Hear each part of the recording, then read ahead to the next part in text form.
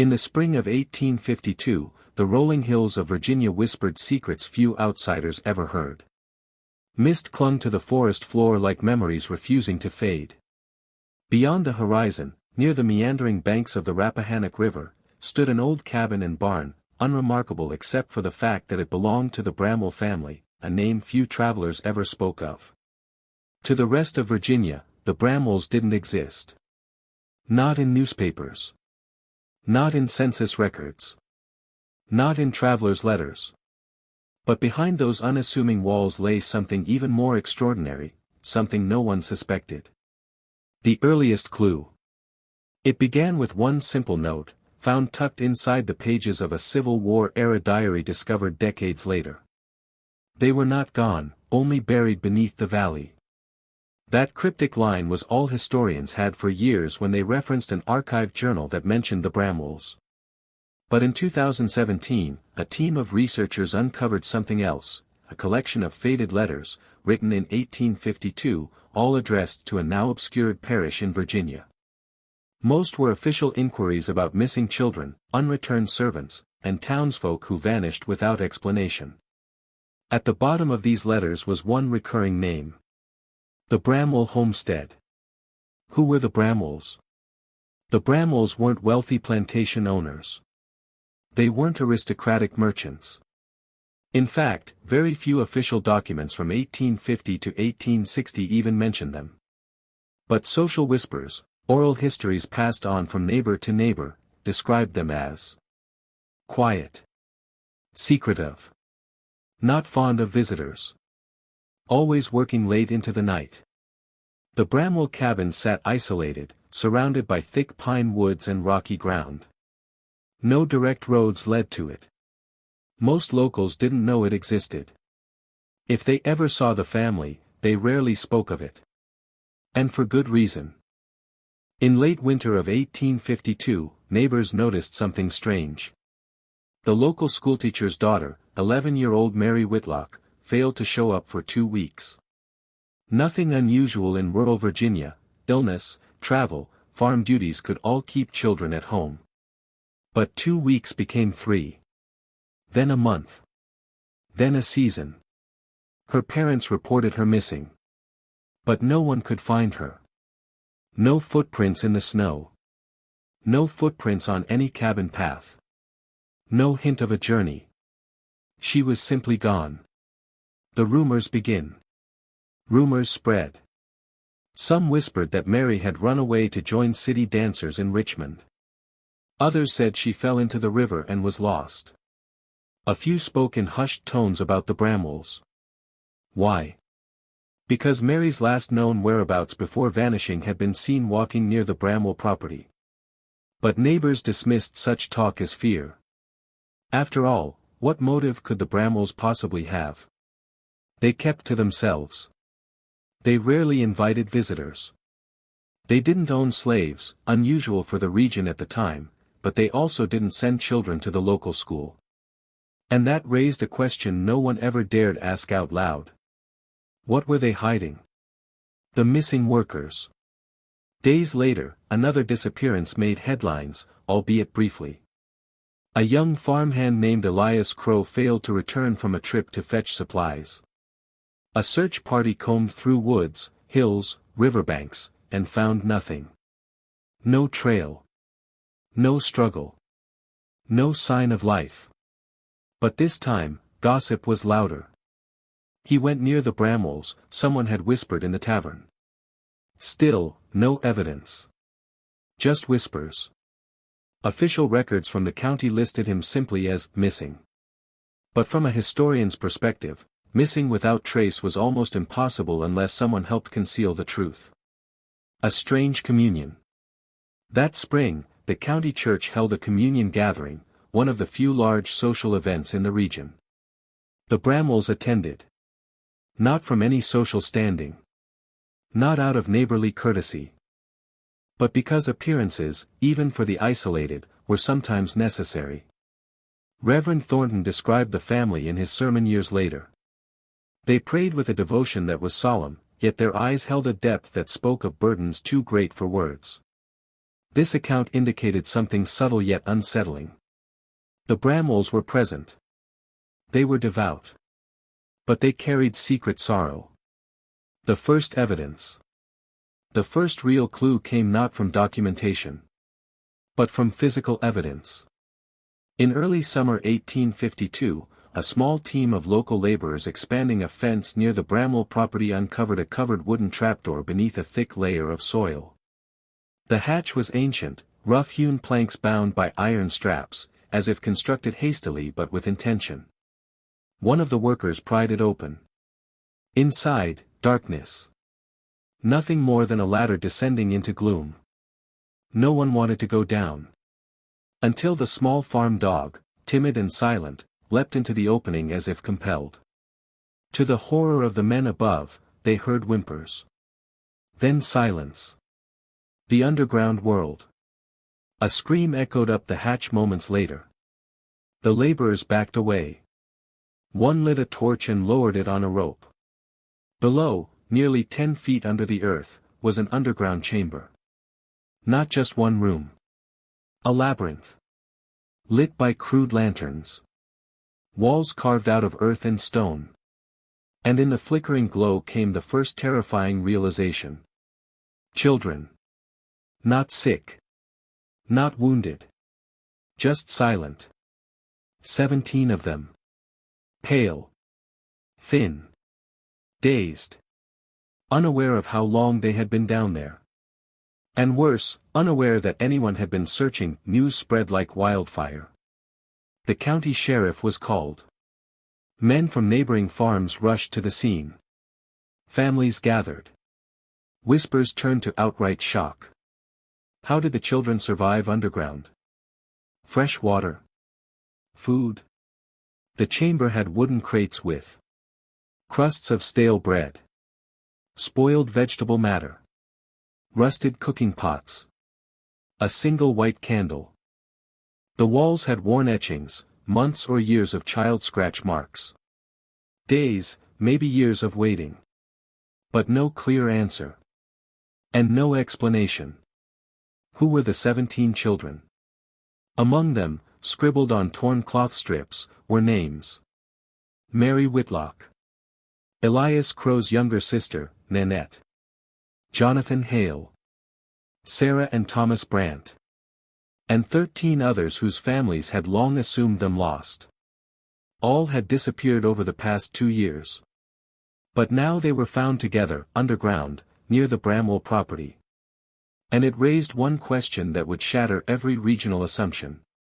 Why would a family keep 17 children underground, alive, with no apparent motive?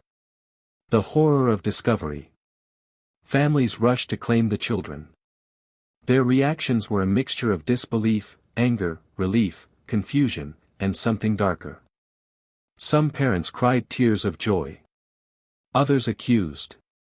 And in that moment, the Bramwells, who had suddenly become the focus of every eye and every rumor, stood silently by the hatch. They did not cry. They did not raise alarm. They simply watched. And that silence was perhaps the most unnerving thing anyone witnessed. Cliffhanger ending, Part 1. The sheriff approached the Bramwells. Why were the children in there, he demanded. Old Samuel Bramwell, gaunt, worn, but eerily calm, replied. They were never meant to be lost, only protected. A chill passed through the crowd. The word protected didn't comfort anyone. Because no one understood what it meant.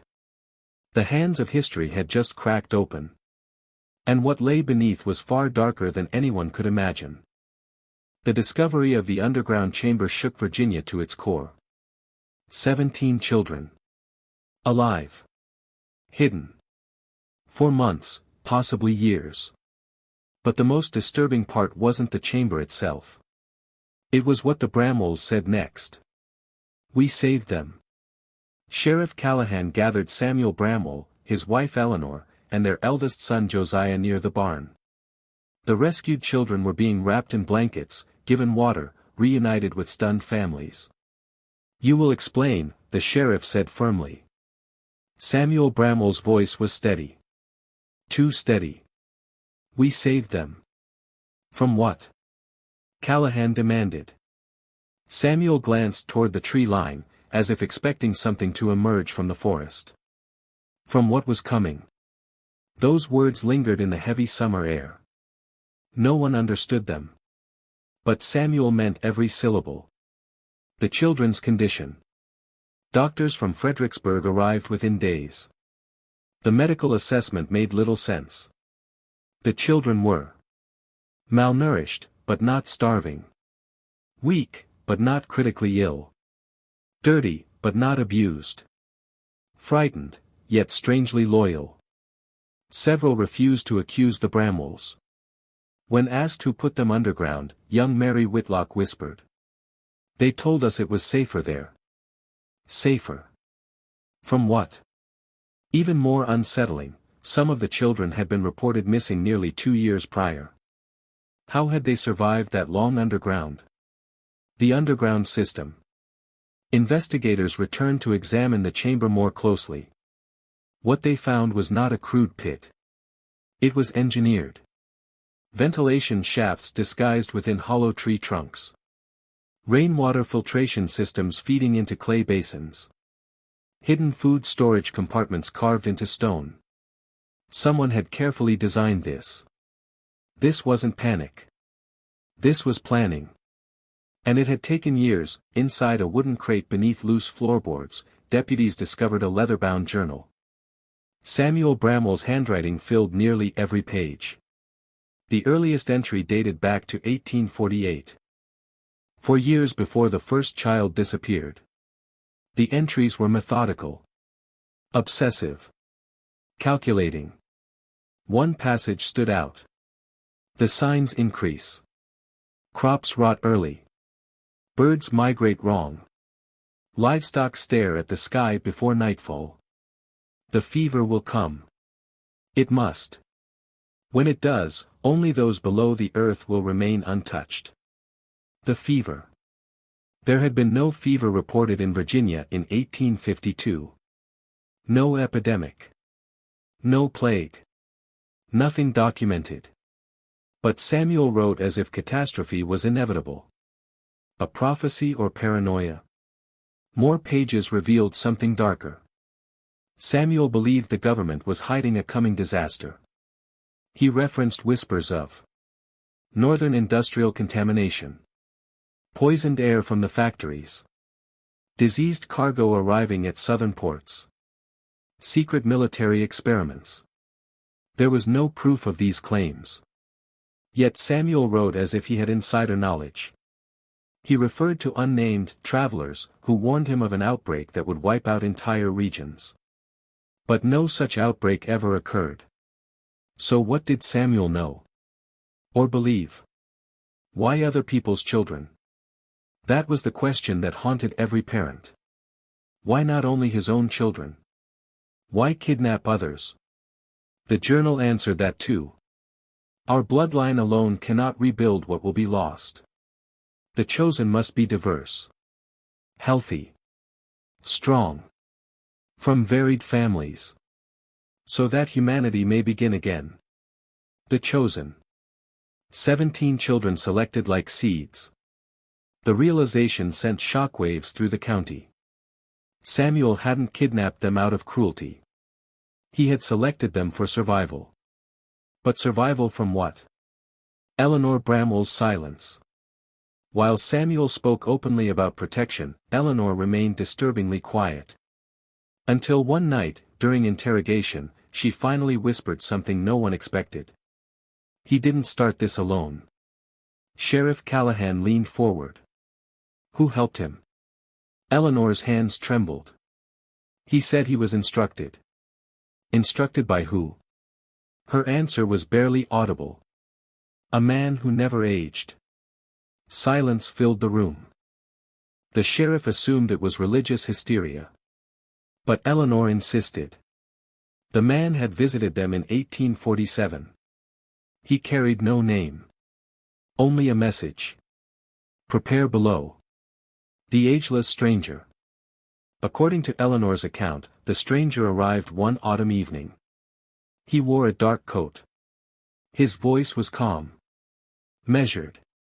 He claimed to be a census enumerator gathering demographic data for future regional planning. But instead of asking typical census questions, he asked something different. How many could survive if the air turned against you?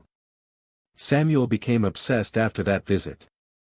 Within months, he began excavating the underground system. But here was the strangest detail. When investigators searched federal census records from 1847 to 1852, no enumerator had been assigned to that region during that time. No record. No travel log. No payment slip. The stranger officially did not exist. The children's memory gaps. Doctors noticed something troubling.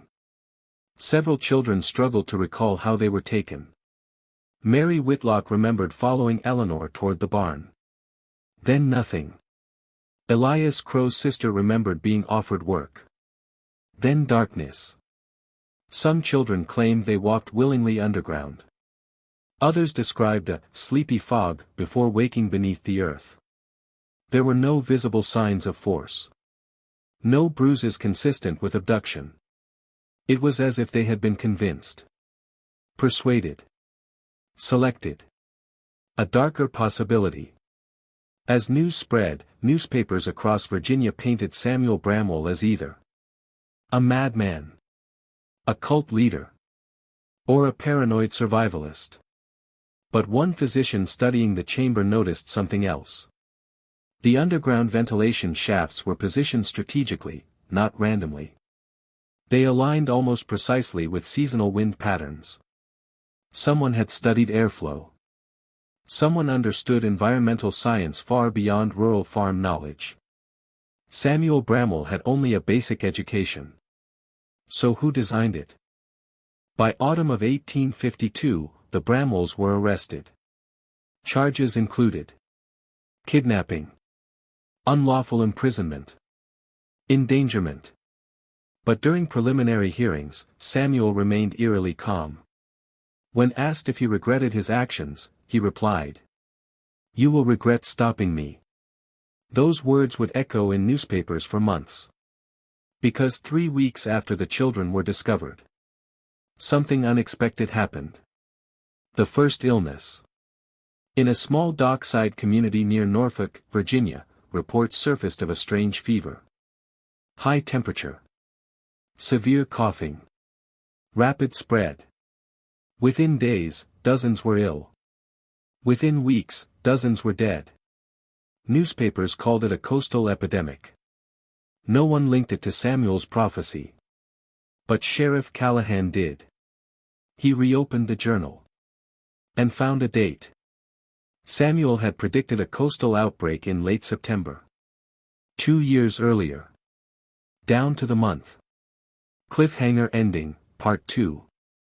Back in his jail cell, Samuel Bramwell smiled faintly when the sheriff confronted him. "You were too late," Samuel said softly. "For what?" "To keep them below." The sheriff's stomach tightened. "Below?" Samuel leaned closer to the bars. "The fever travels by air." Silence filled the corridor. "And you have just brought the children back into it." By October of 1852, the coastal fever was no longer a rumor. It had a name now. Not an official one, doctors could not agree on its nature, but the people called it the gray lung. Because those who died coughed up a strange ash-colored residue. And because, according to witnesses, their skin took on a pale, almost dusted appearance before death. The spread. What began in Norfolk did not stay there. Merchant ships carried it north. Traveling preachers unknowingly carried it inland. Supply wagons moved it from town to town.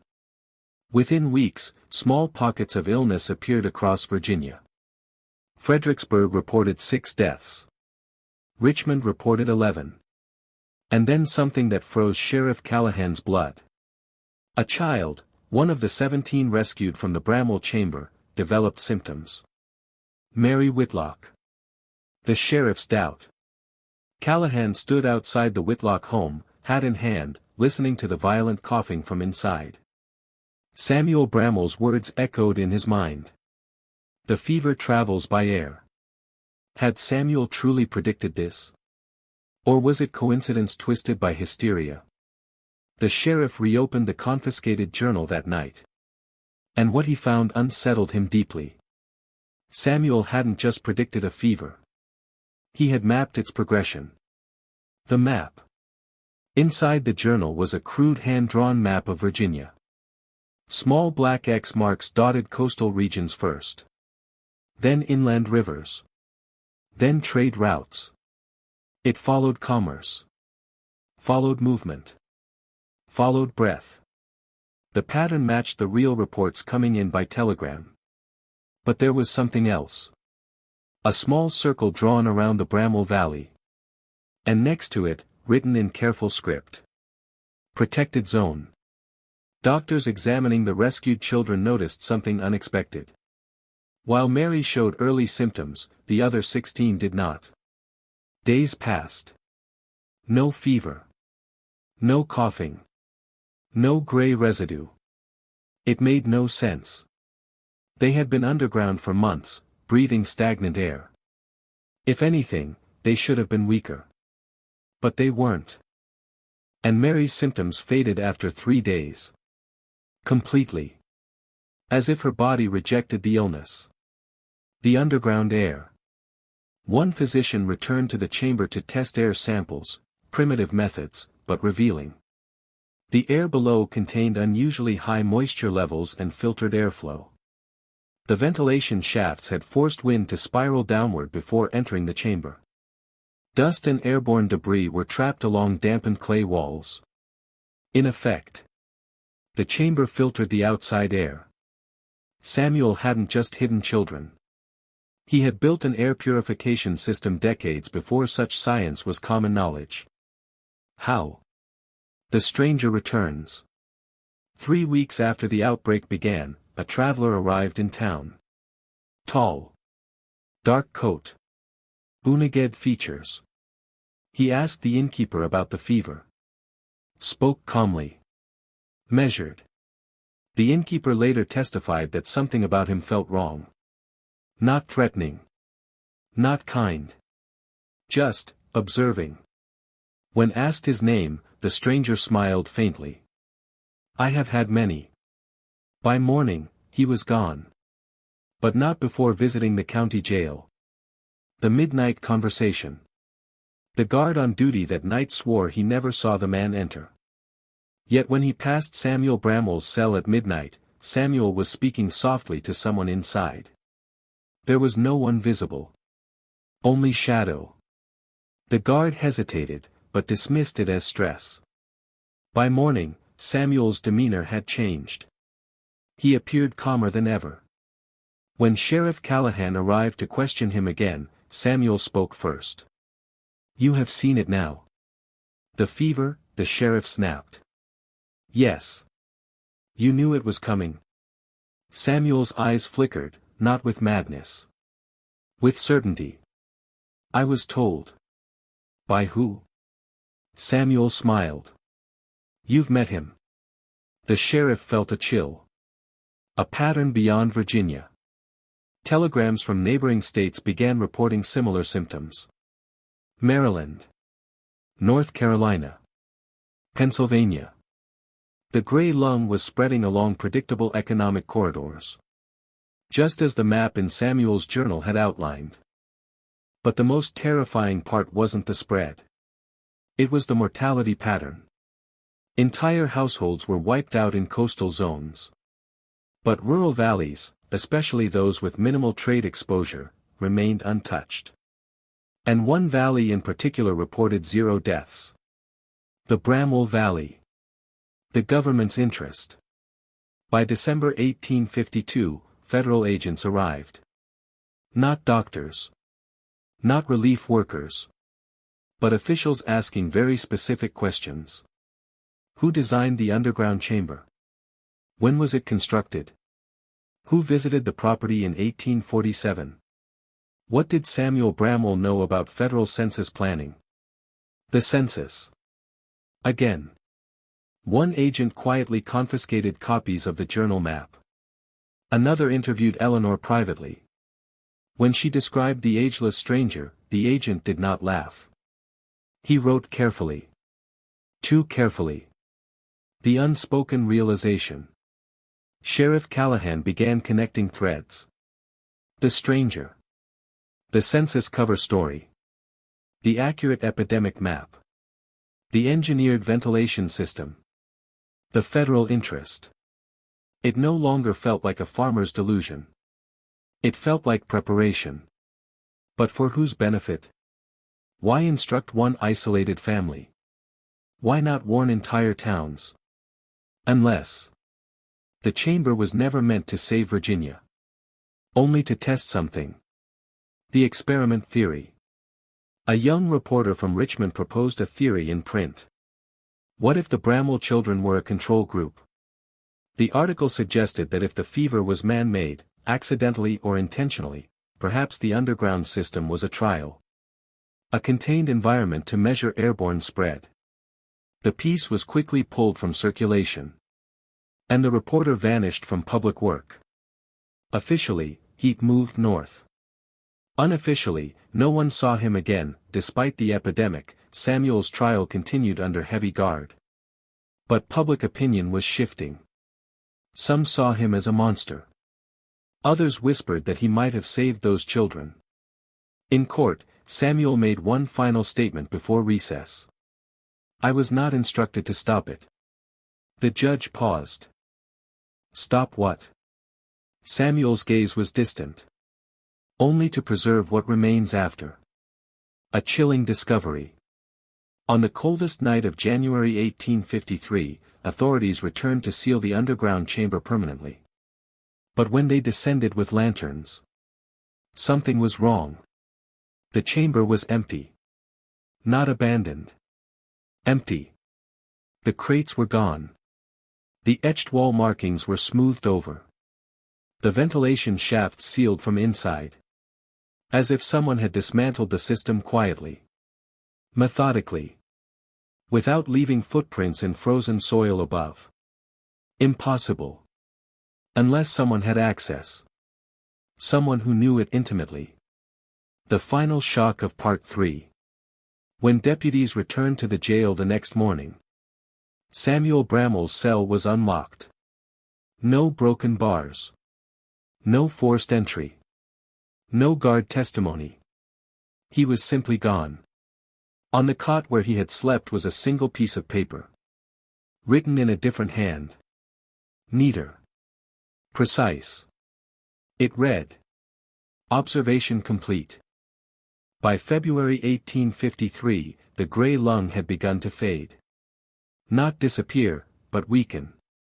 The coastal cities were scarred. Entire docks stood abandoned. Trade slowed. Families were fractured. Yet inland valleys like Bramwell's remained nearly untouched. The pattern was undeniable. The outbreak had followed movement, commerce, density. And then, almost as suddenly as it began, it slowed. Doctors credited weather changes. Government officials credited containment efforts. But Sheriff Callahan knew something deeper had occurred. Because Samuel Bramwell had vanished the same week the fever declined. And the underground chamber had been dismantled the same night he disappeared.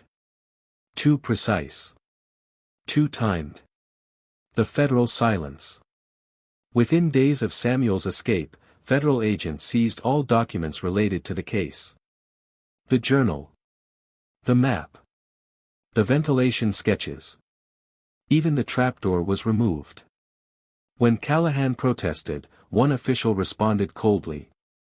This matter falls under national interest. National interest? 17 kidnapped children and a regional fever were now federal matters. Unless the government already knew more than they admitted. Eleanor's confession. Left behind in jail, Eleanor Bramwell finally broke her silence fully. She requested to speak privately with Sheriff Callahan. Her voice was thin, exhausted. You think Samuel built that chamber, she whispered.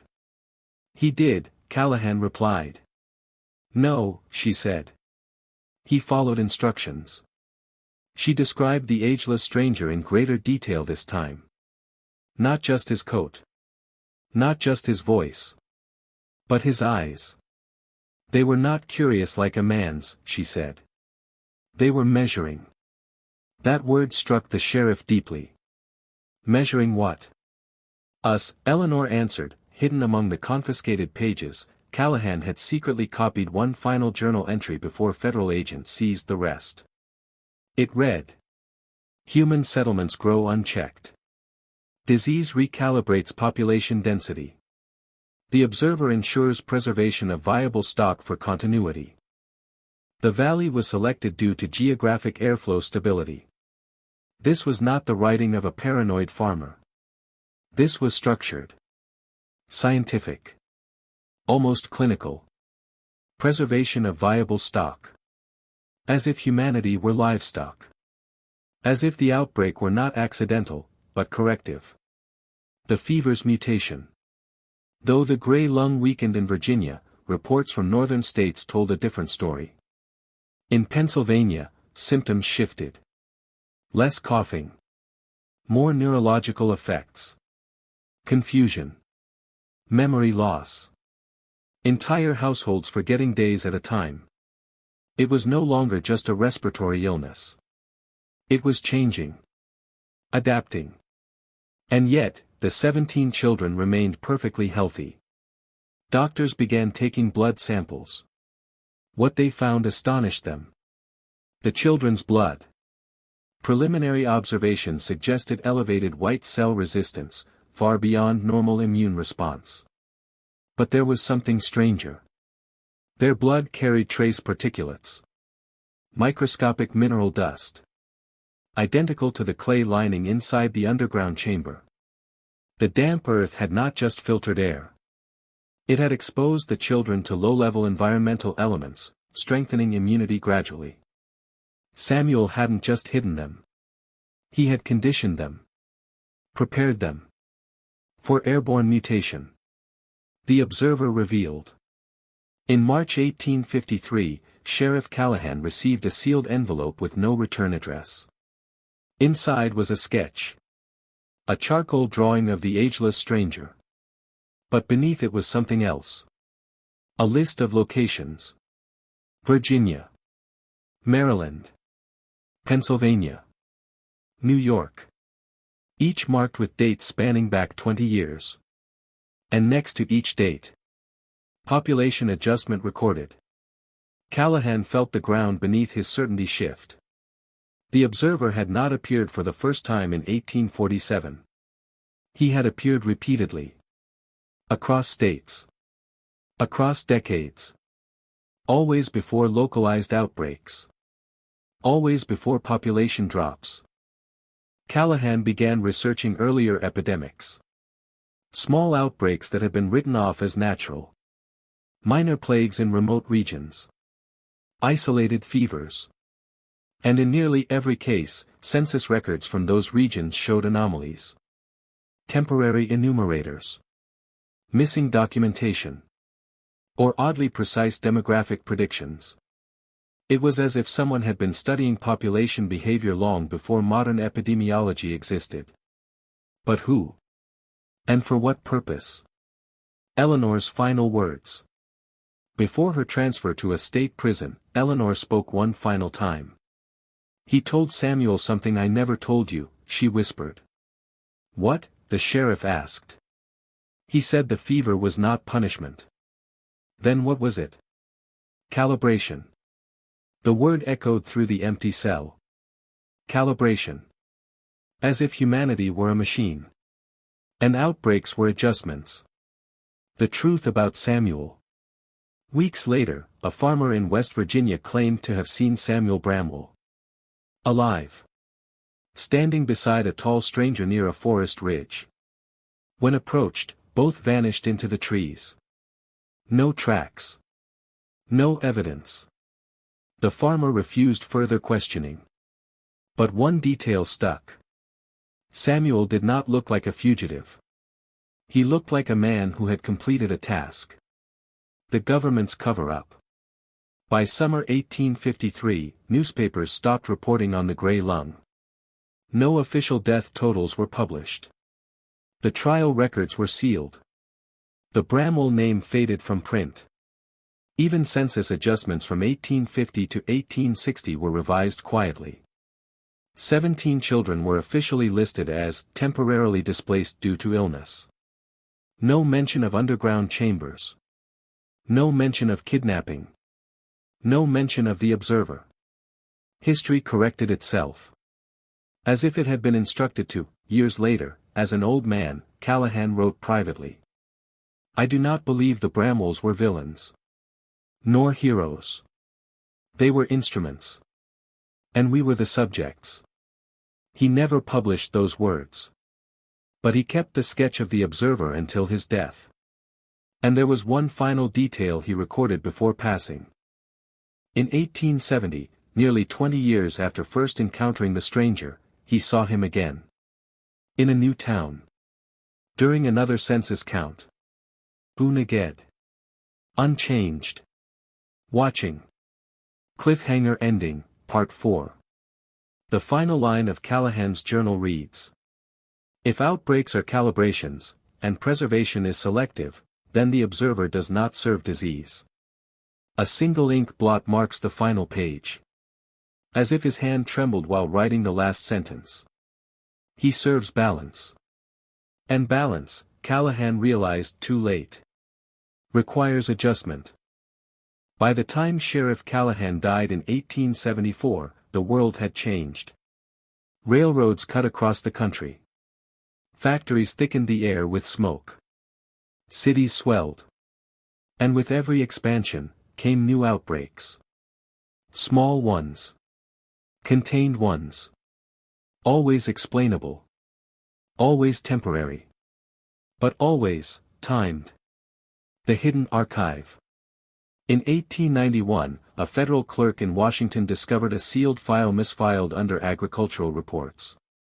It was labeled Continuity Oversight, Cycle 3 Complete. Inside were demographic tables. Mortality charts. Trade movement diagrams. And something that should not have existed in the 19th century. Predictive population modeling. The projections extended 50 years forward. They anticipated migration patterns. Urban density spikes. Disease corridors. And at the bottom of the final page was a signature. Not a name. Just a symbol. A single unbroken circle. The surviving 17. Records show that the 17 rescued children lived unusually long lives. Most survived past 70, rare for the 1800s. They were remarkably resistant to later influenza waves. Resistant to tuberculosis. Resistant to respiratory illness.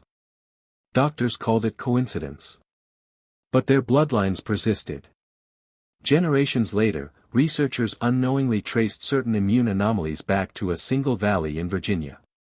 The Bramwell Valley. The protected zone. Samuel had not chosen randomly.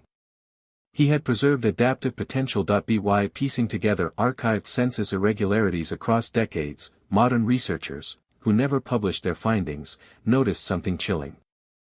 Every major outbreak in American history was preceded by an unusual census audit, a temporary enumerator reassignment, or unexplained demographic surveys. The observer did not create disease. He measured vulnerability. He identified imbalance. He ensured continuity after correction. Not a villain. Not a savior. A regulator. Not human. The most disturbing revelation came from an 1870 sketch comparison. A historian overlaid 3 separate drawings of the mysterious enumerator from different decades.